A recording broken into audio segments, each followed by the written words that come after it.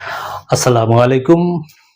প্রিয় দর্শক শ্রোতা, আপনারা জানেন আমাদের অনেক প্রত্যাশিত এবং বাংলাদেশের নয়নের মণি প্রধানমন্ত্রী জনাব তারেক রহমান ২১শে জুন মালয়েশিয়াতে এসেছেন তার প্রথম বিদেশ সফরে। তিনি ক্ষমতায় আসার পরে এই প্রথম তিনি মালয়েশিয়া সফরে আসলেন এবং মালয়েশিয়া সফরের পরে তিনি যাবেন চীনে। এখন এই মালয়েশিয়া সফরে এসে তিনি কি করতে যাচ্ছেন, কি করবেন সেই বিষয়ে তিনি কথা বলেছেন। এখানে মালয়েশিয়া এসে তিনি বাংলাদেশের যে প্রাণ সেই শ্রমিক অর্থাৎ প্রবাসী তাদের সাথে তিনি এক মতবিনিময় সভা করেছেন। এই মতবিনিময় সভায় জনাব তারেক রহমান কি বলেছেন সেই বিষয় নিয়ে কথা বলবো। তার আগে একটু বলে নেই, তিনি ঠিক ৮টা ৪৫ মিনিটে ল্যান্ড করেছেন। তারপর তিনি সরাসরি ওখান থেকে সাংগ্রিলা হোটেলে চলে এসেছেন কুয়ালালামপুরে, যেখানে শত শত প্রবাসীরা তার জন্য অপেক্ষা করতেছিলেন। সেই বাংলাদেশের নয়নের মণি, বাংলাদেশের হৃদস্পন্দন জনাব তারেক রহমানকে এক নজর দেখার জন্য। এখানে সাংগ্রিলা হোটেলে বিশাল বড় বলরুমে সেই অনুষ্ঠানটি হয়েছে এবং সেই অনুষ্ঠানে জনাব তারেক রহমান বিভিন্ন বিষয়ের উপর কথা বলেছেন এবং মুহুর্মুহু করতালি পেয়েছেন তিনি প্রবাসীদের কাছ থেকে। এখানে প্রবাসীরা তাকে অত্যন্ত আন্তরিকতার সাথে তার সাথে মিলিত হয়েছেন, কথা বলেছেন এবং তার কথা শুনেছেন। এখানে জনাব তারেক রহমান তিনি প্রবাসীদের যে মেইন আকর্ষণ সেই শ্রমিক নিয়োগ কিংবা অবৈধদের বৈধকরণ এইসব বিষয় নিয়ে তিনি কথা বলেছেন। সেই বিষয়ে একটু পরে আমি আপনাদেরকে বিস্তারিত জানাবো। সেই বিস্তারিত বলার আগে আপনারা সকলে আমার দেশি আমার মা এই ইউটিউব চ্যানেল এবং ফেসবুক পেজটাকে আপনারা সবাই বেল সহ সাবস্ক্রাইব করে আমার ইউটিউব চ্যানেলটাকে বেল সহ সাবস্ক্রাইব করে আমার সাথে থাকবেন এবং ফেসবুক পেজটাকে ফলো করে আমার সাথে থাকবেন এবং আমার এই ভিডিওগুলো আপনি অবশ্যই লাইক দিবেন, শেয়ার দিবেন এবং কমেন্ট করে আপনার মতামতটা জানাবেন এবং শেয়ার করে সবাইকে দেখার সুযোগ করে দিবেন। কারণ আমি রাজনীতির পিছনে যে রাজনীতি থাকে, যে কূটনীতি থাকে, তাই নিয়ে আমি ভিডিও বানাই এবং বিশ্লেষণ করি। তাই এই ভিডিও দেখার জন্য এবং সাবস্ক্রাইব করার জন্য বিশেষভাবে অনুরোধ জানাচ্ছি। তো সম্মানিত দর্শক শ্রোতা, আপনারা জানেন যে জনাব তারেক রহমান তিনি মালয়েশিয়া সফরে এসেছেন এবং এখন তিনি মালয়েশিয়াতে আছেন। এই মালয়েশিয়া তিনি কেন এসেছেন তার ভিতরে প্রধান একটি কারণ হচ্ছে এখানের যে শ্রমিক বা প্রবাসীরা আছে যারা বাংলাদেশের, যাদের রক্ত এবং ঘামে বাংলাদেশের অর্থনীতি টিকে আছে, সেই প্রবাসীদের সাথে কথা বলেছেন, তাদের খোঁজ খবর নেওয়ার জন্য এসেছেন এবং বাংলাদেশ থেকে আরো শ্রমিক কিভাবে এই মালয়েশিয়াতে পাঠানো যায় সেই বিষয়ে তিনি আলাপ আলোচনা করতে এসেছেন, সেই বিষয়ে তিনি কথা বলেছেন। তার আগে একটু বলি যে তিনি আর কি বলেছেন শ্রমিকদের বিষয়ে, সেগুলো কথা বলবো। তার আগে বলি যে মালয়েশিয়া তিনি এসেছেন এবং এরপরে যাচ্ছেন তিনি চীন সফরে। সেই চীন সফরে থাকবেন তিনি ২৩ থেকে ২৬শে জুন পর্যন্ত, তারপর তিনি দেশে ফেরত যাবেন এবং চীন সফর করাকালীন সময় তিনি যে বিষয়গুলো আলাপ করবেন চীনের সাথে বা চুক্তি করবেন, সে বিষয়গুলোর মধ্যে হচ্ছে দ্বিপক্ষীয় কিছু চুক্তি সই হবে। তার ভিতরে আছে ১৩টি সমঝোতা স্মারক, MOU এবং ২টি চুক্তি, ২টি অ্যাকশন প্ল্যান এবং একটি প্রোটোকল রয়েছে চীনে যখন তিনি সফর করবেন।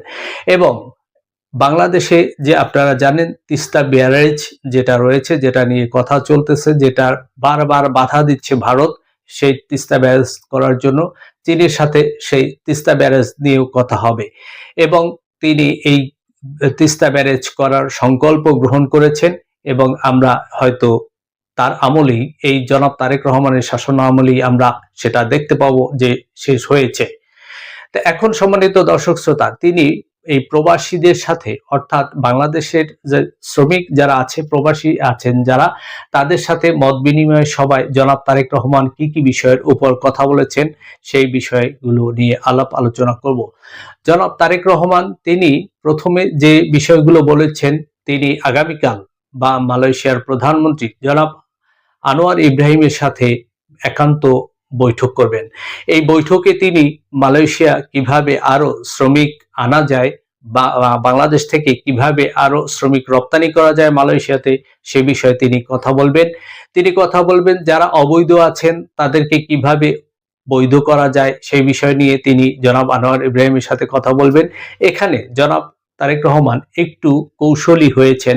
এখানে তিনি অবৈধ শব্দটা ব্যবহার করেননি, কারণ তিনি একজন প্রধানমন্ত্রী হয়ে এই শব্দটা ব্যবহার করতে পারেন না। তাহলে অবৈধ কথা বললে এটা তিনি একজন প্রধানমন্ত্রী হিসাবে, একজন রাষ্ট্র প্রধান হিসেবে তার প্রেস্টিজের বিষয় হয়ে দাঁড়ায়। তিনি যেটা বলেছেন, অনেক শ্রমিক আটকা পড়ে আছে, তারা দেশে যেতে পারছেন না, তারা কিভাবে তাদেরকে নেওয়া যায় সেই বিষয়ে তিনি চিন্তা করবেন, বা তাদেরকে কিভাবে এখানে সেটেল করা যায় সেই বিষয়ে তিনি আলাপ আলোচনা করবেন জনাব আনোয়ার ইব্রাহিমের সাথে। এবং শ্রমিকদের স্বার্থ রক্ষা কিভাবে করা যায় সেই বিষয় নিয়ে তিনি কথা বলবেন। সে বিষয়ে আগামীকাল আমরা আরো বিস্তারিত জানতে পারবো কি কি বিষয়ে সেখানে কথা হয়েছে এবং আরো কি কি বিষয়ে কথা হবে, সবকিছুই আমরা আগামীকাল জানতে পারবো। এছাড়া জনাব তারেক রহমান আরো যে কথাগুলো বলেছেন, যে তিনি আনোয়ার ইব্রাহিমের সাথে, মালয়েশিয়ার প্রধানমন্ত্রী জনাব আনোয়ার ইব্রাহিমের সাথে আরো যে বিষয়গুলো নিয়ে কথা বলবেন সেটা হচ্ছে বাংলাদেশের আইটি সেক্টরটাকে ডেভেলপ করা।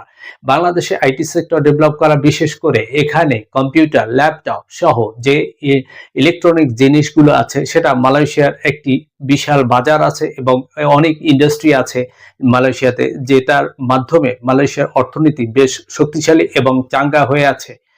তাই জনাব তারেক রহমানের তার প্ল্যান হচ্ছে যে এই যে আইটি সেক্টরটা আছে, সেই কম্পিউটার বা ল্যাপটপ তৈরি বা অন্যান্য ইলেকট্রনিক্স ডিভাইস যেগুলো এই দেশে তৈরি হচ্ছে, সেগুলো কিভাবে বাংলাদেশে তৈরি করা যায় বা সেই অ্যাসেম্বল করা যায়, সেই জন্য তিনি আলাপ করবেন জনাব আনোয়ার ইব্রাহিমের সাথে। যে বিষয়টা নিয়ে অনেক আগে থেকে আমি বিভিন্ন ধরনের ভিডিও তৈরি করে আসছি এবং আমি বারবার বলেছি যে বাংলাদেশে এখন শুধুমাত্র তিনটা জিনিসের উপর টিকে আছে, যে তিনটা জিনিস করেছিলেন শহীদ প্রেসিডেন্ট জিয়া রহমান। একটা হচ্ছে প্রবাসী বিদেশে শ্রমিক রপ্তানি, দ্বিতীয় হচ্ছে গার্মেন্টস রপ্তানি, তৃতীয় হচ্ছে ইরিগেশন অর্থাৎ ইরিদান। এই তিনটাই করেছিলেন জিয়াউর রহমান, যার উপর দেশটা টিকে আছে। আমি এই জন্য বারবার জনাব তারেক রহমানের কাছে আবেদন জানিয়েছিলাম যে তিনি নতুন করে এমন কিছু যাতে করেন, যাতে এই তিনটা বিষয়ের সাথে যাতে আরো কিছু বিষয় যোগ হয়, যেখান থেকে আমাদের বৈদেশিক মুদ্রা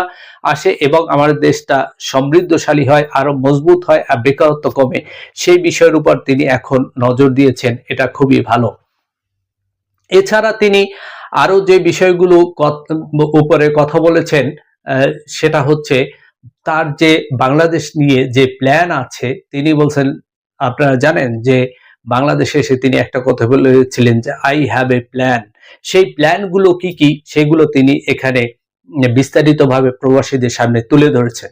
সেই প্ল্যানগুলো ভিতরে তার প্রত্যেকটা বাংলাদেশের রুট লেভেল থেকে, বাংলাদেশের শুরু থেকে শেষ পর্যন্ত, অর্থাৎ শিশু থেকে আবার বৃদ্ধ বনিত প্রত্যেকটা সেক্টরের মানুষকে নিয়ে তার চিন্তা ভাবনা আছে। বাংলাদেশের সেই প্রত্যন্ত অঞ্চল থেকে শহর পর্যন্ত প্রত্যেকটা অঞ্চল নিয়ে তার চিন্তা ভাবনা আছে। বাংলাদেশের নারী, পুরুষ, শিশু সবাইকে নিয়ে তার চিন্তা ভাবনা আছে। সেই বিষয়ের উপরে তিনি আলোকপাত করেছেন, তিনি আলাপ আলোচনা করেছেন। তিনি আরো বলেছেন যে বিদেশে কিভাবে আরো বেশি শ্রমিক রপ্তানি করা যায় সেই বিষয়ে তিনি আরো কথা বলেছেন। সেই জন্য বাংলাদেশের শ্রমিকদের আরো বেশি দক্ষ করে গড়ে তোলার উপর তিনি গুরুত্ব আরোপ করেছেন। তিনি এজন্য বাংলাদেশের যারা বিদেশে যেতে চায়, সেই যারা শ্রমিক হতে চায় বিদেশে গিয়ে, তাদেরকে ভাষা শিক্ষার উপরে বিশেষ জোর দিয়েছেন।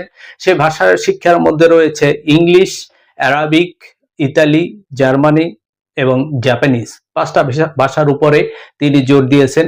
যারা বিদেশে গিয়ে এই ভাষা শিখে গেলে সেখানে তারা আরো ডেভেলপ করতে পারে, আরো তাদের স্কিলটা আরো উজ্জ্বল হয়, সেই জন্য তিনি এই পদক্ষেপ নিয়েছেন।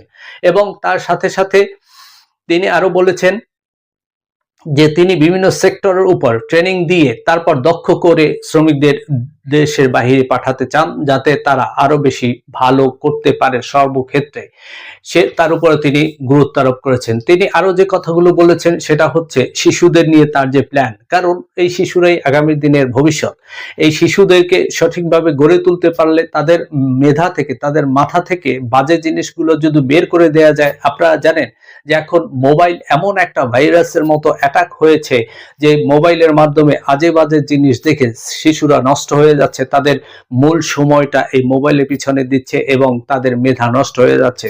যার কারণে তিনি শিশুদের খেলার উপরে যথেষ্ট জোর দিয়েছেন, বিভিন্ন ধরনের খেলার উপরে, এই খেলার মাধ্যমে যাতে তাদের জীবনটা গড়ে তুলতে পারে সেজন্য। অর্থাৎ যে শিশুরা মোবাইল দেখে আজে বাজে চিন্তা ভাবনা করে বা মোবাইলের মাধ্যমে আজে বাজে জিনিসগুলো দেখে তার বদ অভ্যাস তৈরি হয়ে গেছে, সেখান থেকে ফিরিয়ে আনার জন্য, মূল ধারায় আনার জন্য শিশুদের ব্রেনটাকে, সেজন্য তিনি এই খেলাধুলো চালু করেছেন। অর্থাৎ তার যে চিন্তা ভাবনা সেটা হচ্ছে পুরো বাংলাদেশটাকে এক নতুন করে একটা স্বপ্ন দেখানো এবং নতুন একটা স্থানে নিয়ে যাওয়া, এটাই হচ্ছে তার স্বপ্ন।